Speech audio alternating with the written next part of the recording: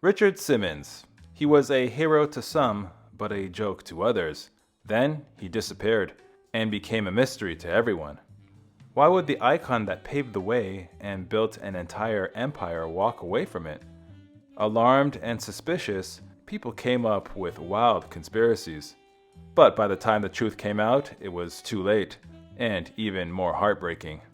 After years in the spotlight, Richard Simmons suddenly disappeared, leaving many to speculate why. But after countless horrific accusations, he put out an explanation, and it was more disturbing than anyone imagined. Stick around for more on that later.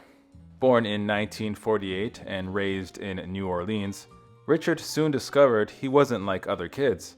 Once Richard began overeating and gaining weight at 5 years old, he couldn't stop. He became an easy target at school. He transformed into the class clown and jester as a coping mechanism. But things were about to get so much worse. Richard entered adulthood even worse off physically and mentally. No one, especially Richard, expected what happened on his college exchange to Florence. At first, the 20-year-old had the time of his life. The food in Italy didn't hurt. Richard even got his first taste with show business with food commercials and eating scenes in movies. But someone saw right through Richard and called him out. From that moment forward, he would never be the same. Richard remembered this night for the rest of his life. He found a note on his car that read, "Dear Richard, you're very funny, but fat people die young. Please don't die." Before, losing weight was a quest to fit in and be cool. Now, it was a fight for his life. But losing the big weight required a big change. Richard found the solution, or so he thought. Overnight, food went from being a lover to an enemy. Richard could give methods like dieting, weight loss pills, and Weight Watchers another go, but he'd already been there and done that. Not only did these things not work for him, they left him bigger. So Richard upped the ante. He stopped eating entirely. Richard lost a lot of weight, but he also lost his health. In only 2.5 months, he lost over 100 pounds. His skin turned gray and his hair fell out. He lied to himself about what was happening, and then it got worse. He passed out during a walk and woke up in a hospital. His body was shutting down. Richard could no longer ignore the price of his weight loss, his life. He may have only spent a few days recovering, but he wasn't out of the woods yet. Richard's next big move took him to New York City, where he found a new way to lose weight. He wanted to work in fashion illustration, but settled for a waiter job in a restaurant. There, he noticed a coworker ate everything while gaining nothing. He begged for her secret. Turns out, she threw up everything she ate.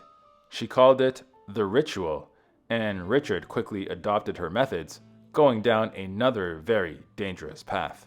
While it was all fun and games at first, after a couple of months he began to feel and look sick. Richard, unable to connect the dots, thought he picked up a virus. He went to a doctor who figured it out and didn't hold back. Once Richard learned about the dangers of bulimia, he never did it again.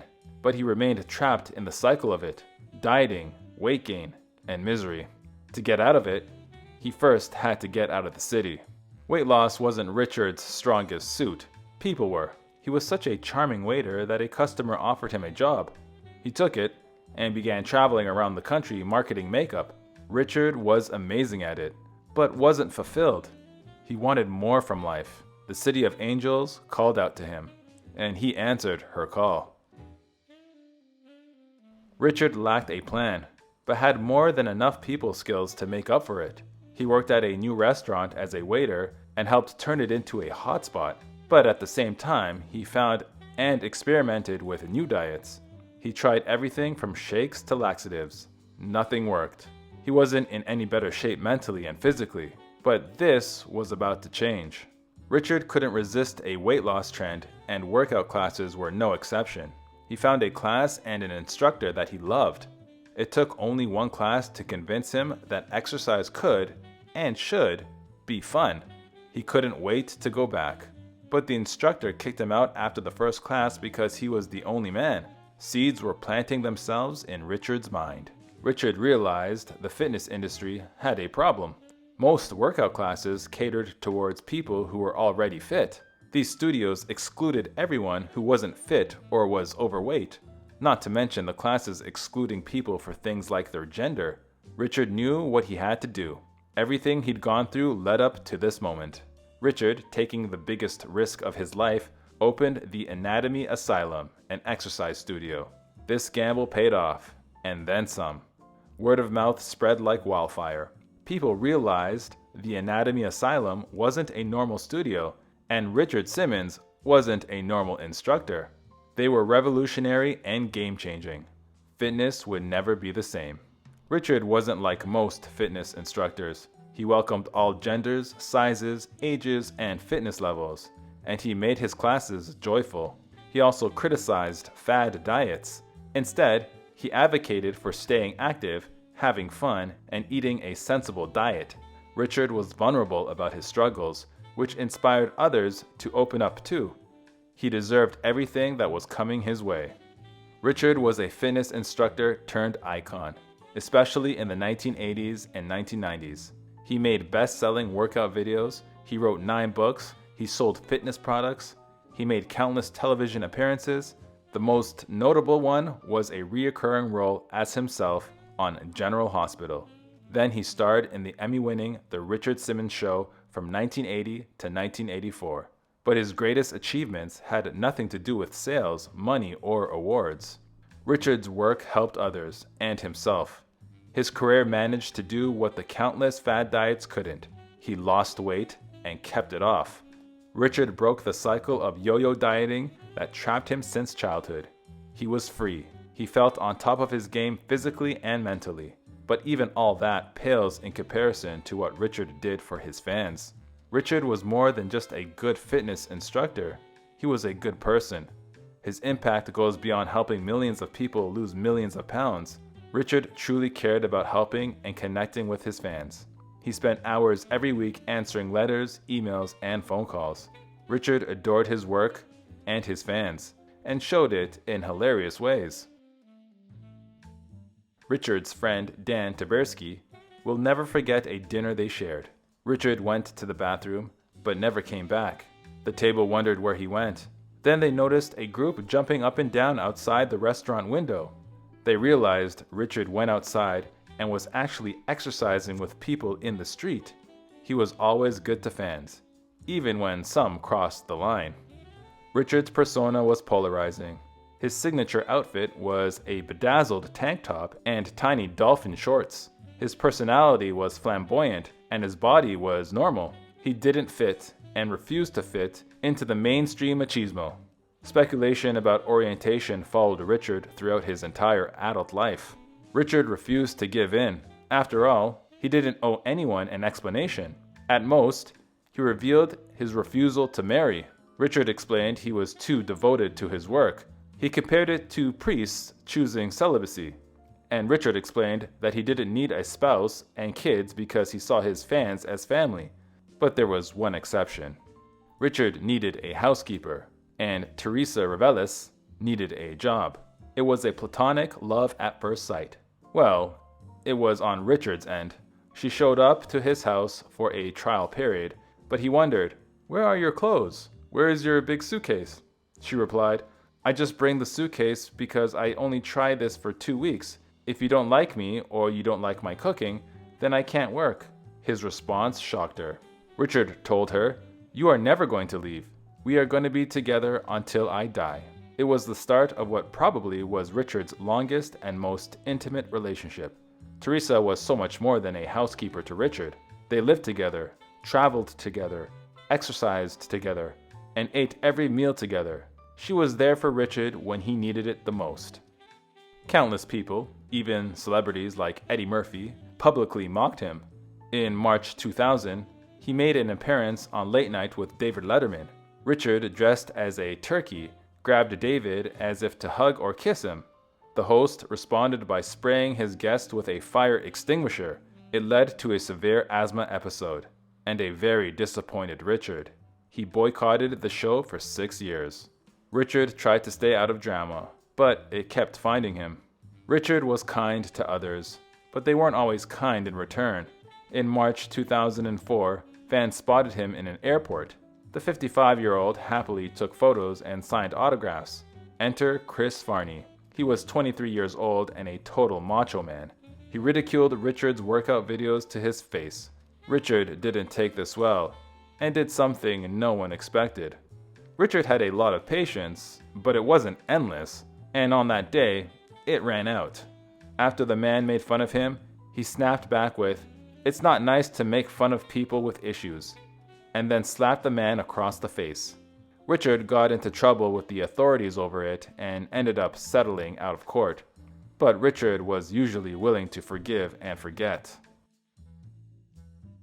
Richard returned to the David Letterman Show in November 2006. This time, Richard advertised and demonstrated a kitchen steamer. David put a tray that didn't belong underneath the appliance. When Richard turned the steamer on, it exploded and caught fire. The 58-year-old ran for his life. It was another incident, but Richard forgave David and even joked about it. But his time in the spotlight was running out. Richard disappeared from public life in 2014. This meant no more appearances and no more classes. It was a big and out-of-character change for him. Curiosity turned into concern among fans. Then it became alarming once some of Richard's friends began speaking out. Turns out, they had no idea what was going on with Richard either. Richard didn't just ghost the general public. He ghosted most of his friends and acquaintances. Some friends revealed that they hadn't seen Richard in years, and they were also suspicious, if not outright accusatory. In 2016, people began speculating that Teresa was holding him hostage. Mauro Oliveira, Richard's former masseuse and assistant, made it so much worse. He told CNN, "I feel that Richard is now being controlled by the very people that he controlled his whole life." He went on to say, "Controlled in the sense that they are taking advantage of his weak mental state. Controlled in the sense that they are controlling his mail, controlling his everything. His brother, the manager, and Teresa. Those three people." This made Teresa public enemy number one. Paparazzi followed her, screamed at her, and tried antagonizing her into responding. This went on for years. Teresa put on a brave face because she was one of the few people who knew the truth. But the longer Richard refused to appear in public or on video, the worse the speculation got. Others speculated that Richard disappeared after undergoing gender reassignment surgery. Tabloids, including the National Post, also picked up and spread this rumor around. In 2007, Richard sued them for defamation. He lost, and things were about to get even worse and more invasive. In February 2017, Richard's former friend Dan Taberski launched the Missing Richard Simmons podcast. Dan swore the podcast came from a place of love and coming from a place of real concern. Yet he spent episodes staking out Richard's home and speculating about invasive topics. Despite criticisms that it was invasive and exploitative, the podcast became a hit. It even got more people wondering about Richard. Throughout this debacle, Richard did speak out. He occasionally posted on social media and gave audio only or written. Most remained skeptical because they couldn't see him. Skeptics wondered if Richard was actually behind the statements defending his alleged captors. The authorities couldn't ignore the uproar anymore. In March 2017, the LAPD did a welfare check. An officer declared that none of it is true. The fact of the matter is, we went out and talked to him. He is fine. Nobody is holding him hostage. He's doing exactly what he wants to do. If he wants to go out in public or see anybody, he will do that. But even this didn't convince everyone, and the disturbing speculations continued. A month later, Richard found himself hospitalized for indigestion. Allegedly. He shared a photo and a reassuring message on Facebook, but it backfired once people noticed it was an old photo. He hadn't released any current photos or videos of himself in years. They wondered if Richard actually posted it. Then, the speculation reached a fever pitch. Some took their stalking, investigating too far. In 2018, Richard sued a private investigator and In Touch Weekly for allegedly planting tracking devices under his car. Then, in 2019, Teresa also found tracking devices in her car. They were expensive and sophisticated ones, and the media weren't done with them yet. In 2022, TMZ dropped What Really Happened to Richard Simmons. The documentary claims Richard got a double knee replacement and that the procedure affected his ability to exercise. According to the tabloid, it was the true reason for Richard's disappearance. Turns out this was closer to the truth than any other theory. Teresa revealed, much later, that Richard's knees actually were the main culprit. He did get 2 knee replacements. He was in chronic pain. He couldn't exercise. In 2014, he confessed to her, "I think it's time for me to stop." She tried to talk him out of it, but Richard didn't budge, and he had another heartbreaking reason.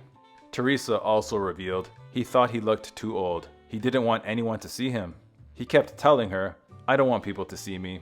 I don't look that beautiful anymore, Teresa." But few people knew the truth about his health or insecurities.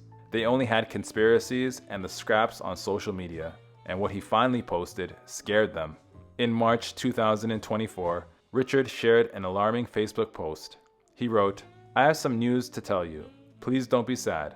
I am dying. Oh, I can see your faces now. The truth is, we are all dying.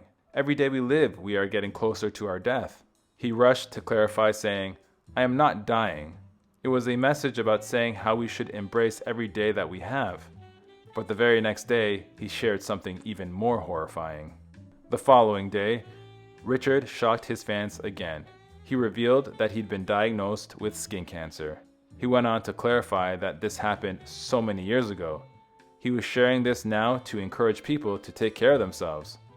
A few months later, Richard took the biggest step back into the public, and he shared a secret that everyone spent years anticipating. On July 11th, 2024, he did his first interview in a decade with People.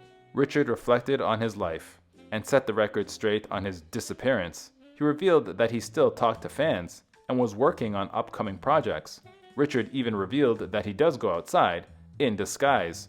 He felt excited and hopeful about the future. Little did he know, the future was short-lived. For exclusive perks like early access to new videos, priority replies to your comments, and to have your say on future content, consider becoming a Factinate member. On top of that, your support helps keep the channel going. Click the link in the description for more details. When Richard got home, tragedy struck. Richard came home and suffered a devastating fall. He woke up the next day on his 76th birthday and realized, "I can't go down. My legs hurt a lot." Teresa urged him to go to the hospital, fearing he may have broken his leg. But Richard didn't want to be in the hospital for his birthday. He opted to wait until the morning. But by then, it was too late. The next morning, Teresa found Richard's lifeless body. Authorities determined that he passed due to complications from the fall. His heart disease was a contributing factor. His passing was tragic, but it wasn't suspicious. A few weeks later, Teresa spoke with People. After years of accusations and silence, she could finally tell the truth. Teresa didn't just reveal the truth about his disappearance. She began sobbing in the middle of the interview. They offered to speak to her later, but she replied, "No, I want to celebrate Richard. He spent his final days doing everything he loved, from calling fans to feeding the neighborhood skunks. She's at peace because everything happened the way he wanted. I'm very happy because Richard was happy, very happy. He died very happy." Teresa discovered that Richard bought 2 burial plots. One was for him, and the other was for her. She rejected the idea at first, then she gave it some more thought. "Richard took me in, all those years ago, and he became like my father. He loved me before I loved him." Teresa decided they'll be together forever after all. Teresa remembered how Richard showed his love for her through gifts.